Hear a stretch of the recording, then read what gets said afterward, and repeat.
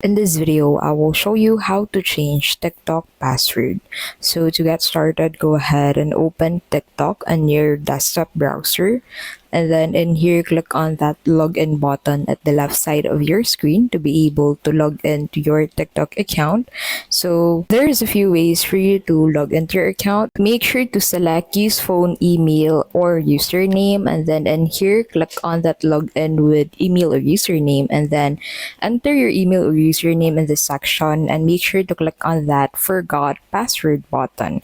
So there is actually no direct way to change your password on the website itself. Once you're logged in, you can only change your password by clicking on that forgot password. So click on this send code to your Google Mail account registered for that TikTok account. And then once you receive the email, make sure to enter the 6-digit code sent to you by TikTok and then create the new password into the password section.